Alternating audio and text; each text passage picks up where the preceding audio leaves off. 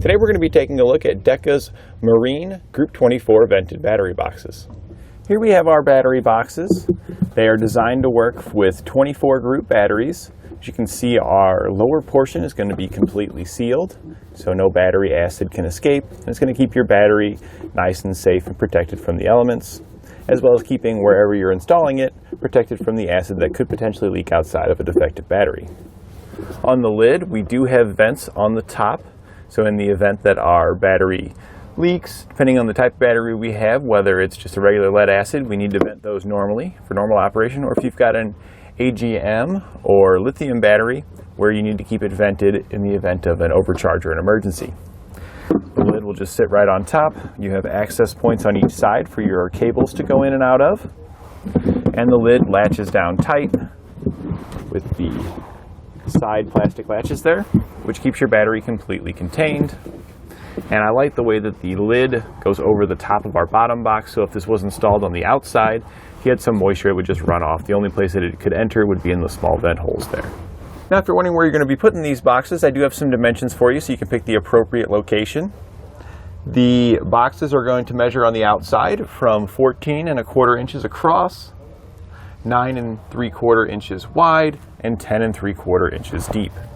Now, you do want to keep in mind that your lid does sit on top, and the access for your cable sticking out the sides here is going to add just a little bit, so you may want to give yourself just a little bit of extra space. I would plan on at least a 1/2 inch of extra space on each side than what the dimensions of our box is here.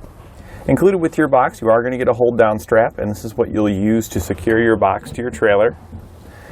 You could run some self-tappers and stuff down in the bottom, but I don't necessarily recommend this unless you've got very low profile heads on the bolts you're using, because the battery's going to sit on this raised plus section here, but we don't want the batteries to ever touch any screws or heads because that could potentially wear a hole in the bottom.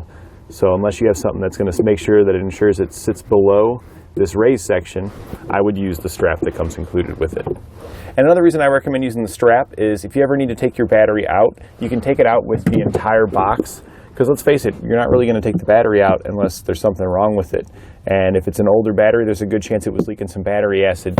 So rather than lifting that battery out of there, you can take this whole thing out with all the chemicals contained inside, clean it out and properly dispose of the battery, and then put the whole assembly back in. Our strap is going to fit in the groove located on the bottom. So we're just going to set it down there. I'm just going to go ahead and bring them in on the inside. And the strap is going to be held in place using the hold downs that come included with your box.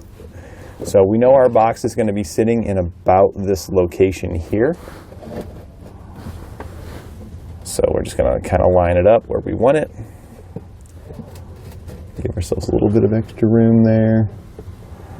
And we're just going to take the strap clamp here, and we're just going to line it up on our box where we want it to sit.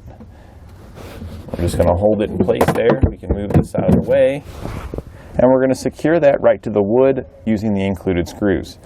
Now, if you were going into a metal surface, you may need to switch from the included screws to self-tapping screws. But if you're going to be bringing into wood, just like we are here, or a softer surface, these will work out just fine.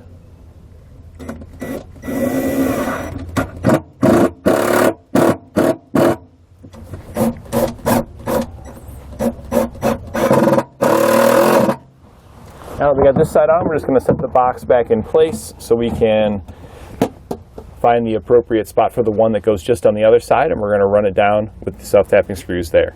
We'll do just like I did in the front where I set it over the strap. I'll move the box out of the way and run it down.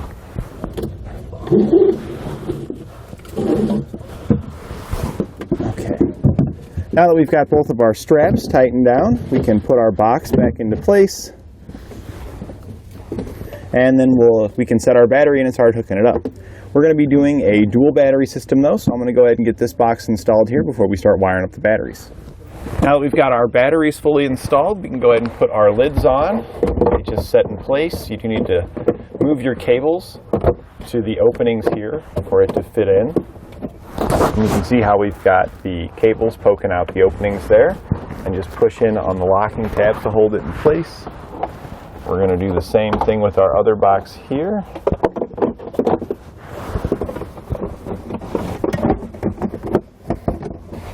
Now that everything's nice and tight, we can take our straps and just run everything through the end here.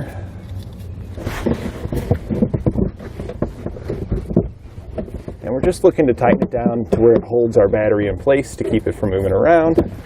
And that's pretty darn secure right there. You're not going to get it to where it's not going to move at all, but it definitely isn't going to be able to rattle around and move out of its spot. And that completes our look at Deka's Marine Group 24 vented battery boxes.